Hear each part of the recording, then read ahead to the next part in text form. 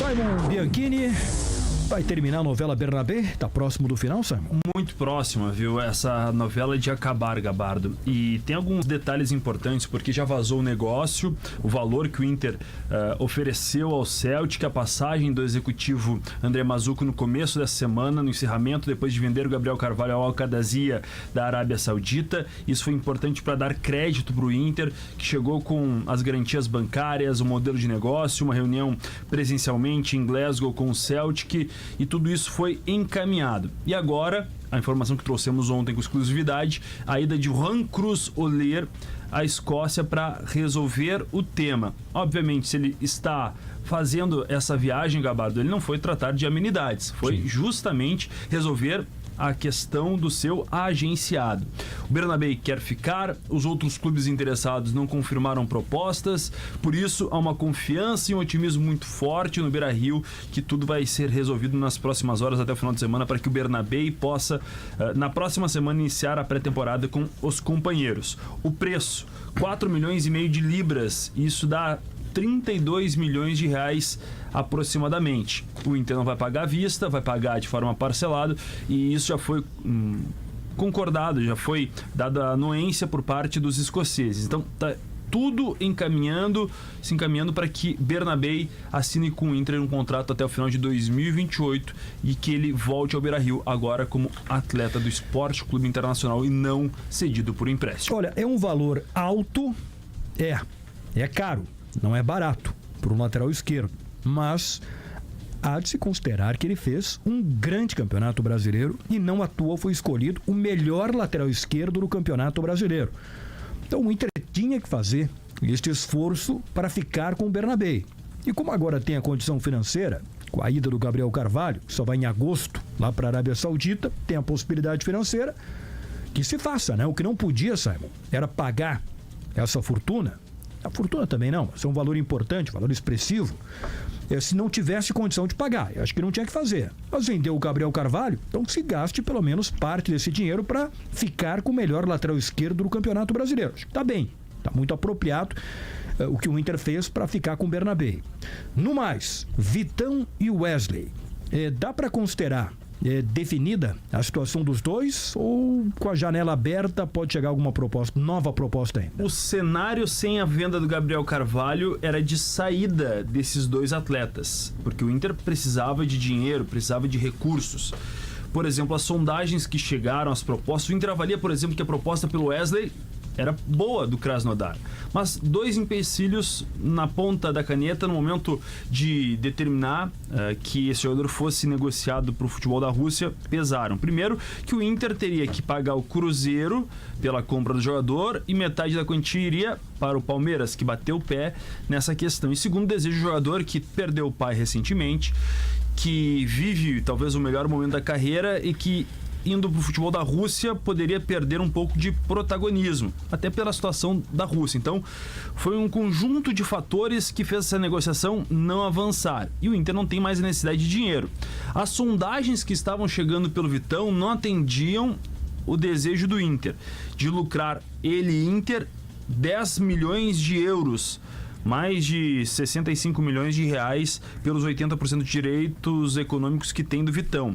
Porque a janela mais forte, Gabardo, principalmente para os centros com poder de investimento mais forte, é no meio do ano, na troca da temporada europeia. Então o Inter e o próprio Vitão conversaram e há uma ideia de que ele vai permanecer no mínimo até o final do primeiro semestre, daí tendo essa possibilidade de saída no meio do ano para um mercado mais forte para iniciar uma temporada e, claro, não desfalcando o Inter, porque é uma necessidade, o grande foco colorado está na busca por mais um zagueiro. Saindo o Vitão, o Inter teria que buscar 2 defensores. O Vitão é o único zagueiro 100% afirmado, até porque o mercado está lesionado e o Rogel e o próprio Cleiton Sampaio buscam espaço e se consolidar na zaga do Inter nesse ano. Já emendo 2 perguntas. Thiago Maia e Lucas Alário.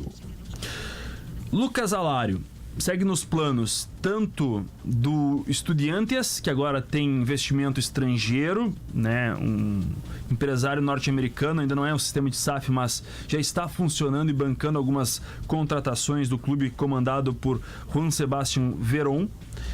E o Nacional ainda não desistiu, está insistindo na saída do Alário. O Inter tem 60% de direitos econômicos, você trouxe esse detalhe hoje em 0 hora, mas o Alário também tem uns vencimentos elevados. O Inter pagou pela contratação dele junto ao Frankfurt no começo do ano passado, então não é algo tão simples assim. Essas equipes têm que fazer uma composição com o Inter, com o Frankfurt e ainda mais assumir o custo do Alário. Então é uma tendência de saída, mas ainda tem algumas arestas a serem resolvidas. O Thiago Maia, essa informação não é nova, mas a proposta, a costura já foi feita nos bastidores entre Inter, Flamengo, Santos e o Lille da França.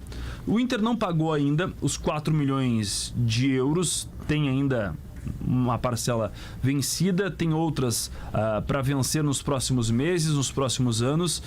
Negócio por 50% de direitos econômicos de 4 milhões de euros, isso dá mais de 25 milhões de reais na cotação atual.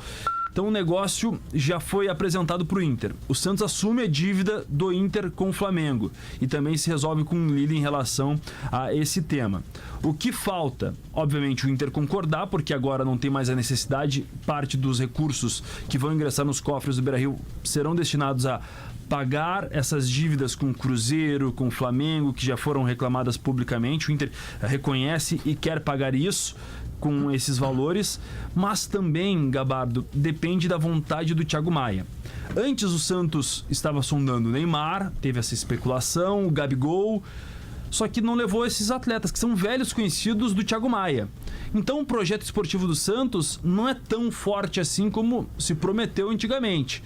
E no Inter ele está adaptado, ele entende que o Inter vai brigar por títulos agora em 2025, então também perdeu força, mas essa costura está nos bastidores montada ainda, a proposta não caiu e depende exclusivamente de um ok do Thiago Maia para avançar. Pois é.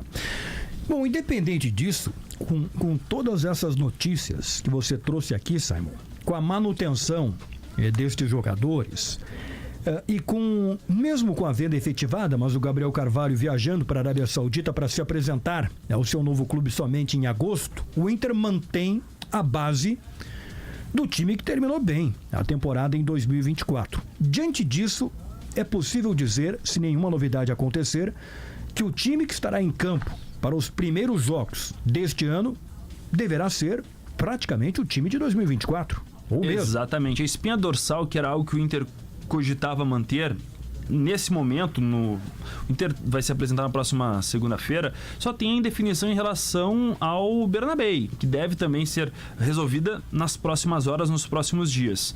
Então o Inter está conseguindo vendendo reserva, tem especulação de saídas ainda do Wanderson, que tem algumas outras sondagens, e do Alário. O Inter está fazendo dinheiro com reservas para manter o time titular, a base. E o mais importante, está descartando tanto de forma institucional a saída do Roger, depois ontem da confirmação do Leonardo Ferreira, agente do Roger, de uma procura por um intermediário. Hoje ele fez um novo contato com a 0 Hora, com o colega Rafael de Vério, descartando essa possibilidade. Até há uma ideia de uma valorização salarial para o Roger pelo trabalho feito no ano passado. O Roger não pensa em desfazer o contrato que tem com o Inter até o final de 2025, por tudo que está sendo feito pela direção, a parceria com o Roger, ele deve permanecer. E o próprio Botafogo hoje, em resposta ao colega Wagner Martins, descartou que vá investir no Roger para esse ano de 2025. Então, é mais uma situação de esclarecimento, que ontem surgiu essa especulação confirmada pelo agente, mas que voltou atrás no seu posicionamento. Dia decisivo, a reunião segue ainda na Escócia entre o empresário Juan Cruz Oler de Bernabéu para definir os últimos detalhes e o Inter sacramentar a aquisição do lateral esquerdo argentino.